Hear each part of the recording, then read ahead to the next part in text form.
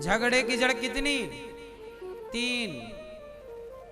जड़, जोरू और जमीन। झगड़े की जड़ 3। हमेशा झगड़ा 3 कारणों से होता है।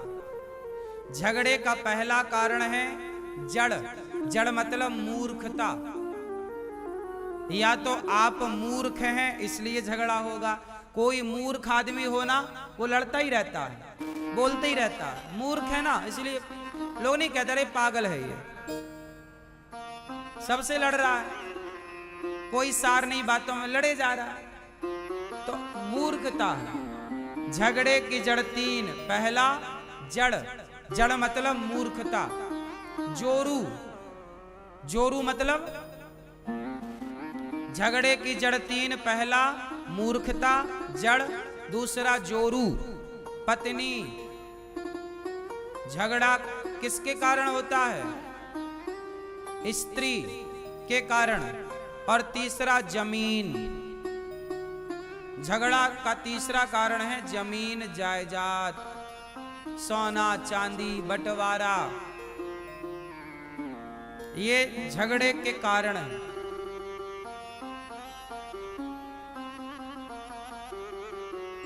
जो आदमी मूर्ख है वो झगड़ा, जो झगड़ा कर रहा है मतलब वो मूर्ख है। जड़, झगड़ा हो रहा है पत्नी के कारण। पत्नियां समझदार हों तो झगड़ा कभी ना हो। समझदार पत्नियां कहां मिलती हैं? बोलो। समझदार पत्नियां संस्कारी माँ बाप के आंगन में ही मिलती हैं। यदि संस्कारी माँ बाप नहीं है तो बेटी उजड्ड होगी। कैसी होगी? उजड्ड।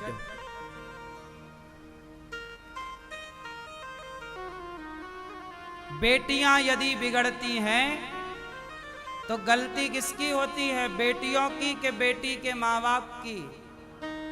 इसलिए आपकी बेटी है मतलब आपकी जिम्मेदारी ज्यादा है, क्योंकि आपकी बेटी बहू बनके किसी घर में जाएगी तो उस घर में वो वहां का वातावरण अच्छा रखे।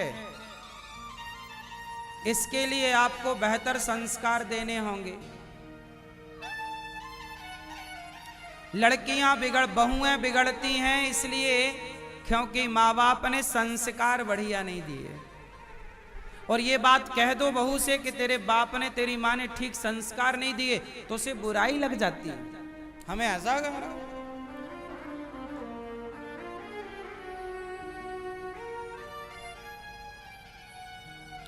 अच्छा ये बताओ, आप लोग अपनी बेटियों को घर में काम धाम कराते हो कि नहीं? बेटियों से क्यों? आप लोग अपनी बेटियों से घर में काम धाम कराते हो कि झूला झुलवाते हो?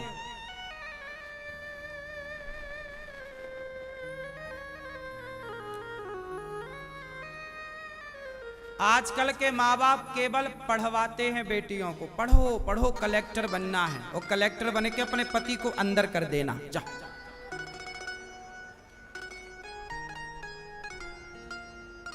पढ़ाई लिखाई बुरी नहीं है,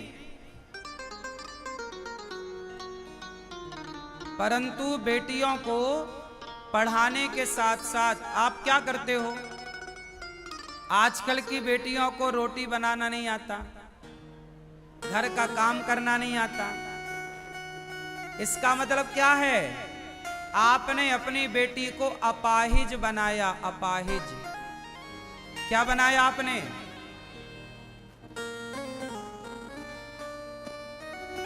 पढ़ी लिखी बेटियां पैसा कमा सकती हैं, पर 95% पढ़ी लिखी बेटियां पैसा तो कमा सकती हैं पर घर नहीं चला सकती। पढ़ी लिखी के साथ साथ संस्कार चाहिए। कौन से संस्कार?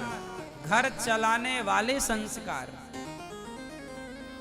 पढ़ाई लिखाई अलग है, आपकी पढ़ाई जब आपका ब्याह होगा तो जीवन जब विवाह के बाद चलेगा तब पढ़ाई काम नहीं आएगी।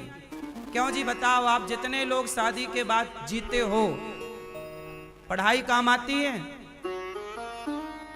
पढ़ाई केवल पैसा कमाने के काम की है। पढ़ाई का मतलब क्या? पैसा कमाओ। लेकिन पैसे से बड़े रिश्ते होते हैं। बताओ, पैसा बड़ा है कि पति बड़ा है? बोलो, पैसा बड़ा कि पति बड़ा? जोर से। पैसे बड़ा कि परिवार बड़ा? पर पढ़े लिखे लोग पैसे को बड़ा मानते हैं, परिवार को बड़ा नहीं मानते। पैसा कमाना अलग है, परिवार चलाना अलग है। जो पढ़ा लिखा है जरूरी नहीं कि वो परिवार चला सके, और जरूरी नहीं कि जो अनपढ़ है, अनपढ़ लोग भी बढ़िया परिवार चला लेते हैं। व्यापार करना, पैसा कमाना बिल्कुल अलग है। आपने अपनी बेटी को क्या सिखाया? पैसा कमाना सिखाया, पांव पे खड़ा कर दिया, अच्छा किया, बिल्कुल बुरा नहीं है। क्या रिश्ते चलाना सिखाया? क्या सीता माता पढ़ी लिखी नहीं थी? पढ़ी लिखी थी, लेकिन पढ़ी लिखी होने से ज्यादा सीता माता एक अच्छी पत्नी है और एक अच्छी मां है। अब सवाल आपसे, क्या आपकी बेटी एक अच्छी पत्नी बनने के लायक है? एक अच्छी बहू बनने के लायक है? एक अच्छी मां बनने के लायक है? यदि आपकी बेटी के अंदर एक पत्नी बनने का, एक अच्छी मां बनने का, एक अच्छा बहू कर्तव्य निभाने का गुण नहीं है तो उसकी पढ़ाई काम ना आएगी। पढ़ाई से वो पैसा कमाएगी लेकिन रिश्ते ना चला पाएगी। यदि आप अपनी बेटियों को रिश्तों में देखना चाहते हैं तो शिक्षा के साथ संस्कार देना मत भूलिएगा, वरना वो चला ही ना। अब सोचो, मैं औरों का क्या उदाहरण दूं। बिल गेट्स बहुत पैसे वाला है, पैसा कमाना जानता है, दुनिया का सबसे बड़ा आदमी बिल गेट्स। लेकिन उसकी पत्नी ने 27 साल बाद उसे तलाक दे दिया। व्यापार चलाना आ गया, परिवार चलाना नहीं आया बिल गेट्स को। तो व्यापार चलाना अलग है और परिवार चलाना अलग है। आपकी बेटी पैसा भले कम कमाए पर परिवार चलाए, तब तो वो। आप बताओ, आप कैसी बहू चाहते हो, परिवार चलाने वाली या व्यापार चलाने वाली? बोलो, आपको बहू कैसी चाहिए? जैसी बहू चाहिए वैसी बेटियां बनाओ। वैसी बेटियां बनाओगे तो बहू बढ़िया मिलेगी। अब वैसी बेटियां हैं ही नहीं बाजार में, सब चाइना मॉडल हो गई। अब कम बची हैं अच्छी बेटियां। अब सबको पैसा चाहिए, पैसा। सास किसी को नहीं चाहिए। आजकल तो लड़की का बाप ऐसा घर देखता है सास जहां मर चुकी हो, झंझट ही नहीं सास का। सास किसी को नहीं चाहिए, ससुर नहीं चाहिए, जेठानी का तो बिल्कुल झंझट ही नहीं चाहता आदमी। सिंगल फेस चाहिए, हाँ या ना? इससे परिवार बढ़ेगा, इससे तुम्हारे बच्चे क्या सीखेंगे? अरे बच्चों के लिए जितना माँ बाप का प्यार जरूरी है उससे ज्यादा दादा दादी का प्यार जरूरी है। आप समझते हो मेरी बात तो समझ लो, नहीं समझते तो नहीं ही समझते। फिर समझाए कौन? आज की जनरेशन को सास ससुर नहीं चाहिए। ये बात सही है कि गलत है? क्यों? क्योंकि आज की जनरेशन शिक्षित है, संस्कारी नहीं है। इसलिए परिवार को चलाने वाली बहू चाहिए, परिवार चलाए, संभाल के रखे। झगड़े की जड़ 3: मूर्खता पहली जड़, पहली वजह, स्त्री दूसरी वजह, स्त्री झगड़ा कराए तो महाभारत करा दे।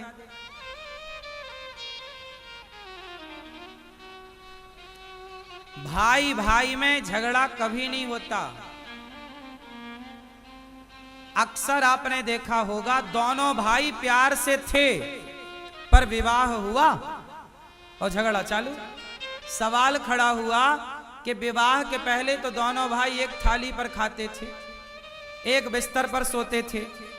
अब विवाह के बाद क्या हो गया कि दोनों में फूट पड़ गई। तो आप अपनी बेटियों को ऐसे बनाओ कि वो घर तोड़ने वाली ना हो, घर जोड़ने वाली। क्योंकि जब आपकी बेटी घर जोड़ेगी तो आपके घर में भी जो बहू किसी की बेटी है वो भी आपके घर को जोड़ के रखेगी। सब घर जुड़ के रहेंगे, वरना टूटते टूटते तो आदमी खत्म। नारी लक्ष्मी है। एक नारी होती है जिसके पांव पड़ते ही घर में भंडार भर जाता है, और एक नारी ऐसी भी होती है जिसके पांव पड़ते ही सब बर्बाद हो जाता है। ये बात सही है कि गलत है? इसलिए नारी लक्ष्मी भी है और नारी अलक्ष्मी भी है। बोलो हाँ। इसलिए नारी का जिनकी आपकी बेटियां हैं, हर बाप को मैं प्रार्थना कर रहा हूं हाथ जोड़कर, हर बेटी के बाप को और हर बेटी की मां को हाथ जोड़ के प्रार्थना करता हूं, अपनी बेटियों को संस्कार दो। आज के इस 21वीं सदी में लड़के खराब नहीं हैं, है ना? हम ये नहीं कहते कि कुछ खराब नहीं, बहुत खराब भी हैं। बहुत सारे पुरुष भी अपनी पत्नियों को मार मार के कुकर में पका लेते हैं।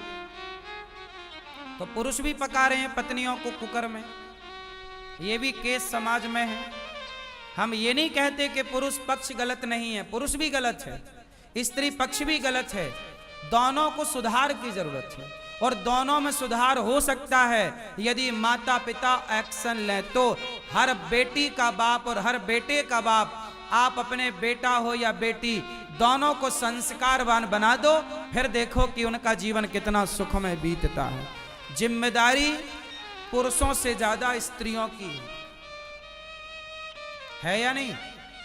चलो बताओ, पुरुष का जिम्मेदार होना जरूरी है, ये बात सही है, पर पुरुष से कम या पुरुष से ज्यादा? बताओ, स्त्री का जिम्मेदार होना कितना जरूरी है, पुरुष से कम कि ज्यादा? बोलो बोलो बोलो। क्यों क्यों? क्योंकि स्त्री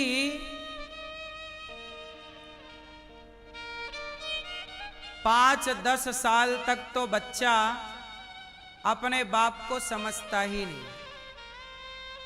5-10 साल तो हर बच्चा, लड़की और लड़का, हर बच्चा अपनी माँ को ज्यादा समझता है। ये बात सही है कि गलत है? जब मैं भी छोटा था तो मैं भी ज्यादा माँ के पास रहता था। आप भी जब छोटे थे तो ज्यादा किसके पास थे? चलो बताओ, आप लोग बाप के पास ज्यादा रहते हैं छोटे में कि माँ के पास? बोलो बोलो, किसके पास? फिर बच्चे सबसे ज्यादा मां के पास होते हैं, बाप के पास कम होते हैं। बाप काम पे चला जाता है, बच्चों को खिलाती है मां, सुलाती है मां, जगाती है मां, पढ़ने के लिए तैयार करती है मां, पढ़कर आए तो ड्रेस उतारती है मां। अधिकांश समय मां रहती है बच्चे के पास। इसलिए मां का समझदार होना बहुत जरूरी है। यदि मां मतलब नारी, नारी मतलब स्त्री, यदि मां समझदार है तो वो बच्चों के साथ खेल खेल में वो संस्कार के बीज बो देगी। आजकल गलती कहां हो गई कि मां समझदार नहीं, इसलिए बच्चे समझदार नहीं बने। इसका उदाहरण सुनो, शिवाजी, इतिहास पे टटोलो। शिवाजी की मां का नाम है, वीर शिवाजी की मां का नाम है जीजाबाई। बोलो हाँ। शिवाजी की मां का नाम क्या? जीजाबाई ने शिवाजी को बचपन में, पढ़ लेना इतिहास, बचपन में खेल खेल में शिवाजी को संस्कारवान बना दिया। बोलो हाँ कि ना? बच्चे को संस्कार कौन देगा? बाप तो देगा, देना ही चाहिए। पर अभी तुम्हारी बात सुनता है बच्चा? बताओ, बचपन में बच्चा ज्यादा किसकी बात सुनता है? एक टाइम बाद आता है, आप कहती हो महाराज हमारा बेटा सुनता नहीं है। जब सुनता था तब क्या सुनाया तुमने? जॉनी जॉनी यस पापा, क्या सुनाया? जब सुनता था तब तुमने गीता क्यों नहीं सुनाई? जब तुम्हारा बच्चा तुम्हारी सुनता था तब तुमने रामचरितमानस क्यों नहीं सुनाई? जब तुम्हारा बच्चा सुनता था तब तुमने उसे संस्कार क्यों नहीं दिए? तब क्यों नहीं तुमने उसे वश में किया? क्यों हाथ से जाने दिया? अब तुम रोती हो कि बेटा सुनता नहीं है। एक टाइम था ना कि बच्चा सुनता था, सबको लात मार के तुम्हारी गोद में आता था तुम्हारा बच्चा।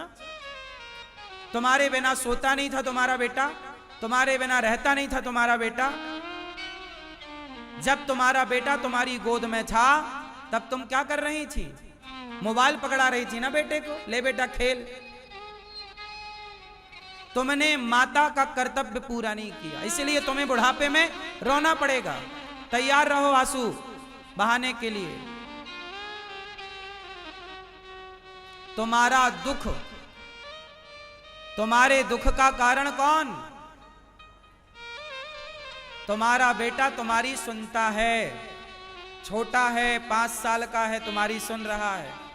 नहीं सुनता 2 थप्पड़ मारो, सुनवाओ। जैसे माने वैसे मनवाओ। लड्डू से माने लड्डू से, थप्पड़ से मारे थप्पड़ से मनवाओ और सही रास्ते पर लाओ। तुम्हारा बेटा गलत लोगों के बीच में बैठने लग गया, क्यों नहीं रोका? शराबियों की संगति करने लग गया, क्यों नहीं रोका? गंजेड़ियों की संगति। तुम्हारी बेटी, तुम्हारा बेटा मोबाइल पे बात कर रहा है, क्यों नहीं तुमने जानने की कोशिश की कि किससे बात कर रहा है या कर रही है? दिन भर मोबाइल चलाती है या चलाता है, तुमने क्यों नहीं मोबाइल की गैलरी चेक की, किससे बात कर रही है? व्हाट्सएप चेक किया, गूगल चेक किया, जो भी उसका इंस्टाग्राम और फेसबुक जो भी है, चेक क्यों नहीं किया? बच्चों के मोबाइल को चेक करना सीखिए। बच्चों की पैंट की जेब में हाथ डालना सीखिए। क्या है बच्चों के जेब में? क्या है बच्चों के बैग में? क्या है बच्चों के मस्तिष्क में? क्या चल रहा है? 10 साल का बच्चा हो गया, सावधान हो जाइए, माँ बाप की जिम्मेदारी ज्यादा है। बच्चा 10 साल का हो गया, 12 साल का हो गया और जिम्मेदार हो जाइए, 15 साल का हो गया और जिम्मेदार हो जाइए। आप लोग अपनी गलती तो देखते नहीं, रोते हैं मेरा बेटा बिगड़ गया, बेटा नहीं सुनता महाराज, बेटी सुनती नहीं है।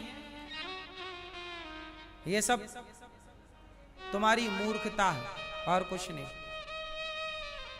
कोई भी बच्चा एक दिन में कभी नहीं बिगड़ता, सालों तक उसे कुसंग मिलता है, गलत संगति मिलती है, तब जाके वो बिगड़ता है।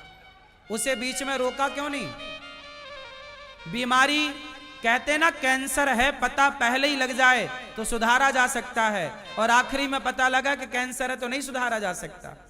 ऐसे बच्चे बिगड़ रहे हैं, ये पहले ही पता लग जाए तो सुधारा जा सकता, पर बिगड़ गए अब नहीं सुधारा जा सकता। क्यों जी? बात सही है कि गलत है? इसलिए कहता हूं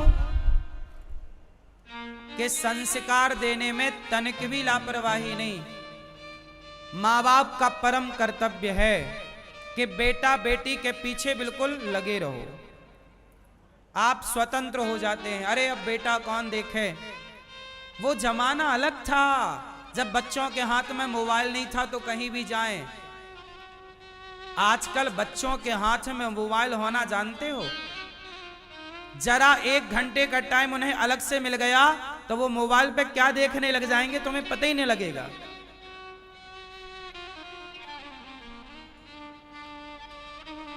है ना? तनिक मौका मिल जाए, उन्हें पता ही नहीं है कि उनके लिए क्या सही है क्या गलत। आपने तो बस मोबाइल पकड़ा दिया। मोबाइल सबसे बड़ा कुसंग है, सबसे बड़ा सत्संग भी मोबाइल है, यदि उसे सही तरीके से यूज करना आ गया तो। और यदि गलत यूज है तो उससे बड़ा कुसंग क्या होगा। आजकल लड़कियों को लड़के कहां मिलते हैं? पहले गली में मिलते थे, पहले चौराहे में मिलते थे, पहले स्कूल में मिलते थे। आजकल लड़कियों को लड़के इंस्टाग्राम में मिलते हैं, आजकल लड़कियों को लड़के फेसबुक में मिलते हैं और वहीं से उनका ईलू ईलू चालू हो जाता है। बोलो हाँ कि ना? अब वो जमाना गया जहां लड़के चौराहे में मिलते थे, अब वो जमाना गया जहां लड़के स्कूल कॉलेज में मिलते थे। अब लड़के कहां मिलते हैं? बोलो, फेसबुक इंस्टाग्राम। ये मेरी माँ, तुम्हारी समझ में नहीं आएगा अभी।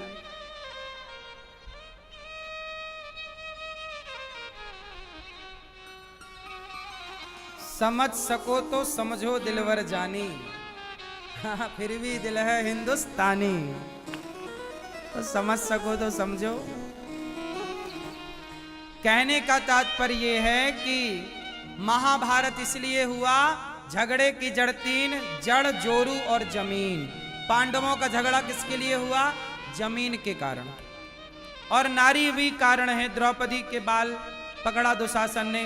द्रौपदी ने कहा कि तूने मेरे बाल पकड़े हैं, अब मैं तेरे रक्त से जब तक बाल नहीं धुल लेती मैं अपने बाल नहीं बांधूंगी।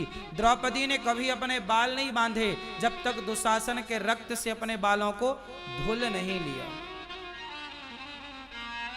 सोचिए, किसी के बाल पकड़ना भी इतना बड़ा पाप हो सकता है, किसी के कपड़े पकड़ना भी इतना बड़ा पाप हो सकता है, किसी की पत्नी को ऐसी दृष्टि से देखना भी पाप हो सकता है।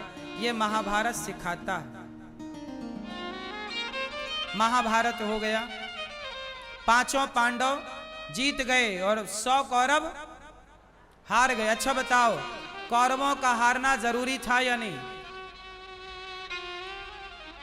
महाभारत क्यों हुआ? पांडवों की जमीन ले ली कौरवों ने। इसलिए आपसे कहता हूं, किसी की जमीन जायदाद मत लेना। जो आपका है उसे अपने पास रखो, जो आपका नहीं है उसे अपने पास ना रखो। 1 इंच किसी की जमीन आपकी तरफ आ जाए तो वापस कर दो, मत लेना। जो मेरा है वो मैं रखूंगा, आपका मैं नहीं रखूंगा। जमीन जायदाद, पांडवों की जमीन ले ली। भगवान ने शांति दूत बनकर के कहा कि भैया पांडवों को 5 गांव दे दो।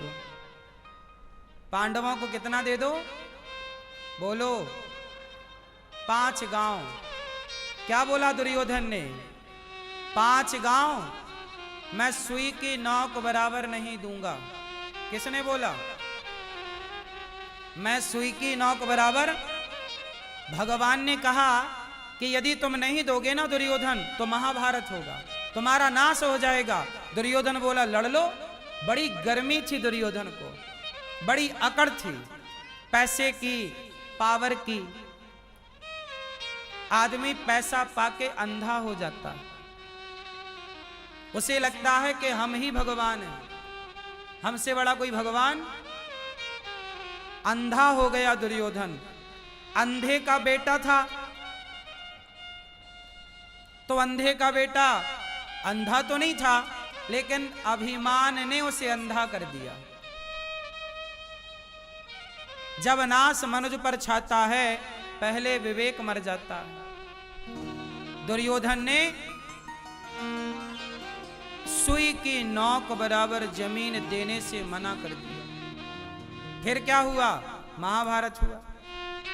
महाभारत में क्या हुआ? दोनों पक्षों में लड़ाई हुई और 100 कौरव मारे गए, सारे मारे गए।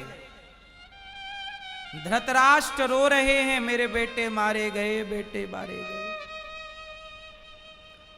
धर्मराज युधिष्ठिर राजा बने।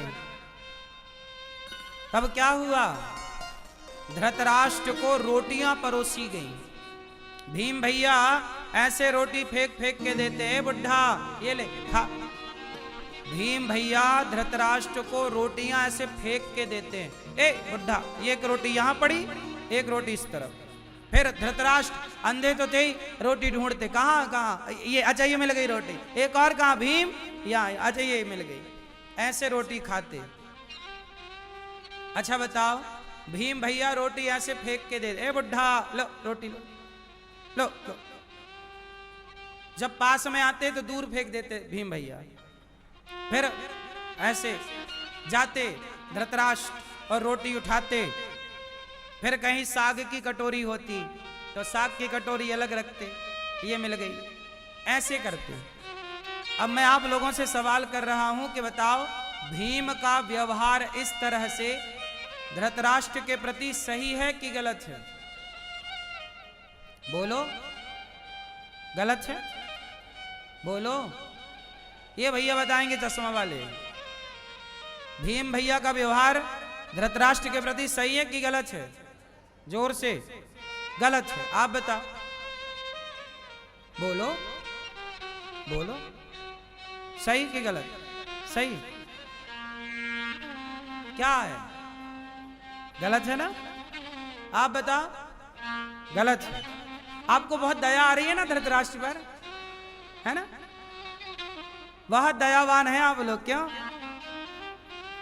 ये वही धृतराष्ट्र है जिसके सामने भरी सभा में द्रौपदी के कपड़े उतारे जा रहे थे, चिल्ला रही थी बचाओ बचाओ।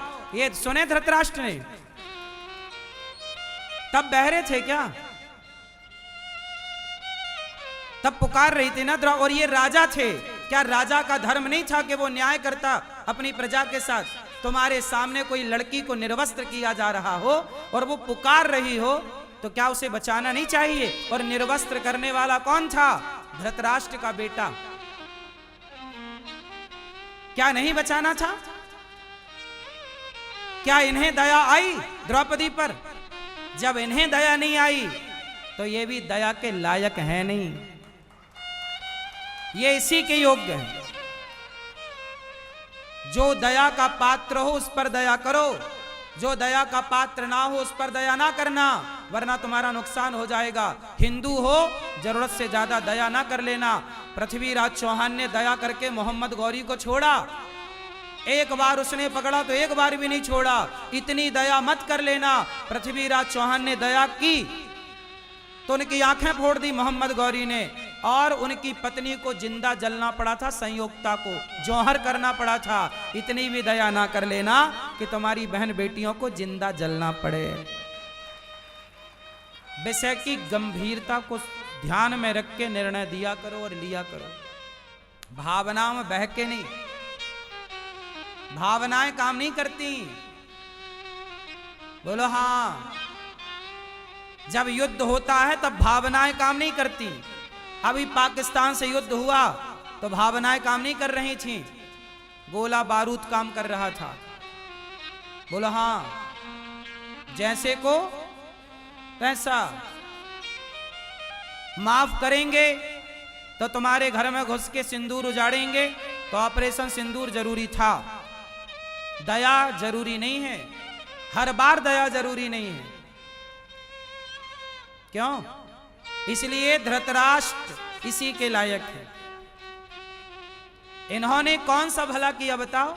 ये वही धृतराष्ट्र हैं जिन्होंने पांडवों को लाक्षागृह में बंद करके आग लगवाई। जिंदा जिंदा जलवाना चाहा था इन्होंने, तब इनके अंदर दया नहीं थी।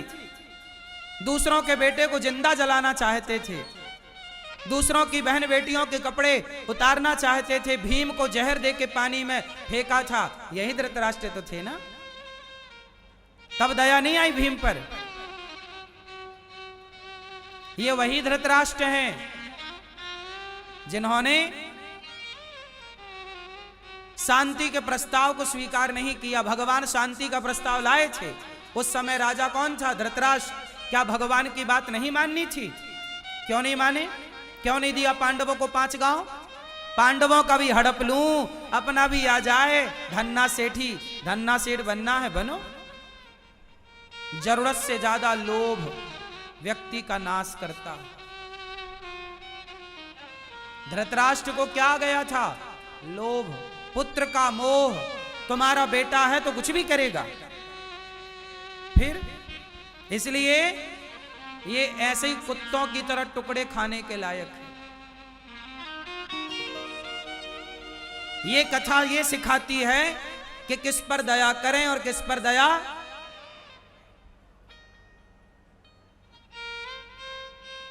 सांप का फन कुचले बिना आप छोड़ दोगे, वो डसेगा, फिर से डसेगा।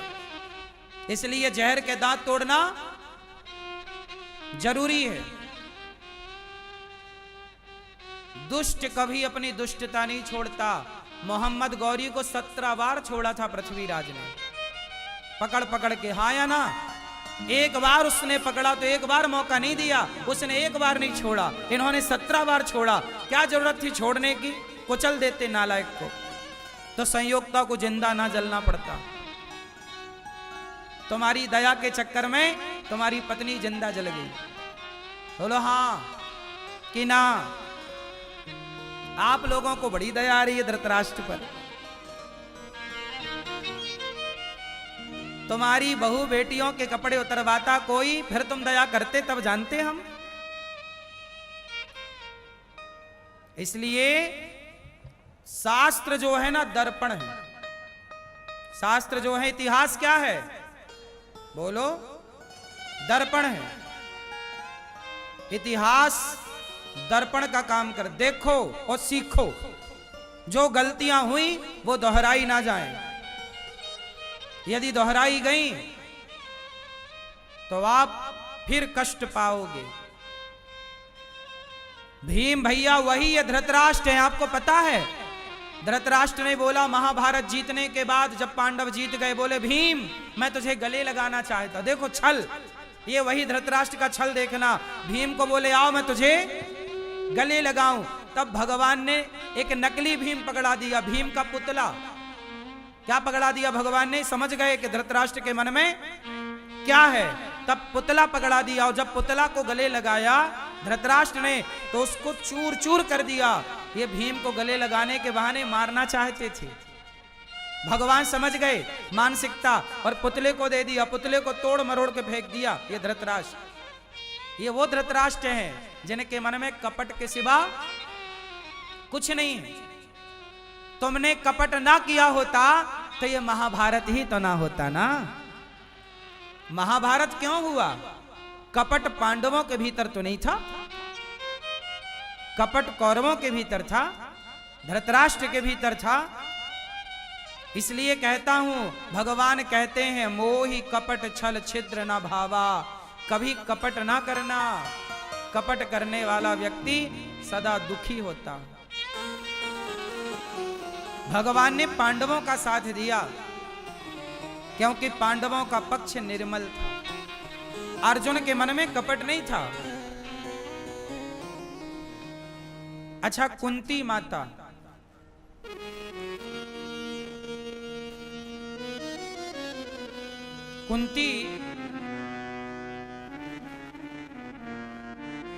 कुंती माता सोचिए अपने बच्चों को भीख मांग मांग के खवाती, जबकि इनके जेठ राजा हैं। आपको पता है हस्तिनापुर के राजा पांडु थे, कुंती के पति। फिर क्या हुआ? पांडु मर गए। तो भाई न्याय क्या कहता है कि पांडु राजा है तो राजा का बेटा ना राजा बनेगा। तो धर्मराज युधिष्ठिर राजा बनने के अधिकारी थे, पर गद्दी खाली थी। उस समय पांडव छोटे थे, तो धृतराष्ट्र जाके बैठ गए। और धृतराष्ट्र बैठे तो सत्ता पर कब्जा कर लिया। जबकि दुर्योधन छोटा है, धर्मराज युधिष्ठिर बड़े हैं। और न्याय ये है कि बड़ा बेटा राजा होगा। तो धर्मराज युधिष्ठिर राजा बनने के लायक थे, तो क्यों नहीं बनाया? ये जुआ खेलने का किसका प्लान था? हाँ? धृतराष्ट्र ने ही जुआशाला बनवाई। धृतराष्ट्र ने ही पांडवों को चिट्ठी लिखी कि आओ जुआ खेलो। सोचिए, ये वो धृतराष्ट्र हैं जो जुआ खिलवाते हैं और शकुनी के पास पासे हैं। शकुनी के पिता मरे तो उसके बाप की हड्डियों का पासा बनाया शकुनी ने। ये सिद्ध पासा है, पांडवों के पक्ष में नहीं जाएंगे, ये शकुनी के पक्ष में आएंगे। नियम क्या कहता है कि जो जुआ खेलेगा पासे वही फेंकेगा। पर जुआ खेल रहा था कौन? दुर्योधन। और पासे कौन फेंक रहा था? शकुनी। अब ये बताओ कि जब जुआ खेल रहा था दुर्योधन, तो न्याय तो ये कहता है कि पासे भी दुर्योधन को फेंकना था। पर पासे कौन फेंक रहा था? बोलो भाई, मैं क्रिकेट खेलूंगा तो मैं ही तो बॉल फेंकूंगा। अब मैं क्रिकेट खेलूं और बॉल मेरा मामा फेंके, क्या ये सही है? बोलो। तो अधर्म तो शुरू हो गया। छल से इन्होंने जुआ खेल के पांडवों का धन हड़प लिया। छल से पांडवों को 12 साल का वनवास दे दिया। छल से। अब सोचिए कि आपके बेटे को कोई 12 साल के लिए वनवास भेज दे। 12 साल तक बेचारे पांडव जंगल में दर दर की ठोकर खाते रहे। किसके कारण? धृतराष्ट्र के कारण, दुर्योधन के कारण। इसलिए कहता हूं, गलतियां तो देखो होती। भीम भैया रोटियां फेंक फेंक के दे रहे हैं, लो। तब धर्मराज युधिष्ठिर रोकते, भीम क्या कर रहे हो? तुम्हारे बड़े पिता हैं, ऐसा व्यवहार नहीं करना चाहिए। भीम को रोका किसने? धर्मराज ने। ऐसा नहीं करना चाहिए। पर भीम के अंदर गुस्सा तो है ही। ऐसे आदमी पर गुस्सा किसे नहीं आएगी? महाभारत का युद्ध हुआ। द्रौपदी के 5 पुत्रों को अश्वत्थामा ने मार दिया। उत्तरा द्रौपदी के पास ला करके अर्जुन ने खड़ा किया। कृष्ण कृष्ण महाबाहो भक्ता नाम भयंकरा त्वमेको दह्यमाना नाम अपवर्गोसी संसृते। अश्वत्थामा को पकड़कर अर्जुन ने द्रौपदी के सामने खड़ा किया। द्रौपदी, तुम्हारे पुत्र का हत्यारा, जो दंड देना चाहती हो दे दो। द्रौपदी बोली, कैसे मार देने से मेरे मरे हुए पुत्र जीवित हो जाएंगे? कदापि नहीं। द्रौपदी के अंदर दया कितनी है, कितनी दया है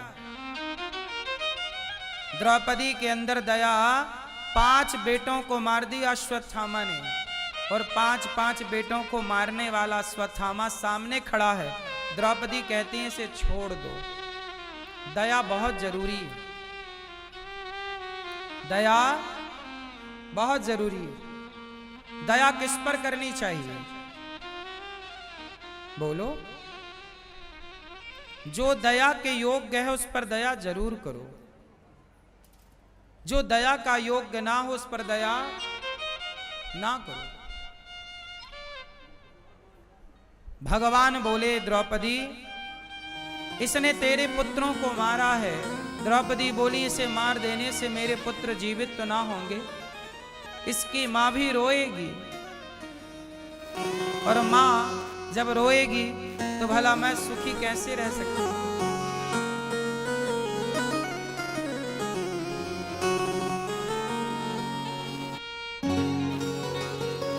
द्रौपदी एक मां है, और वो ये चाहती है कि मैं यदि दुखी हूं तो और कोई दूसरी मां दुखी ना हो।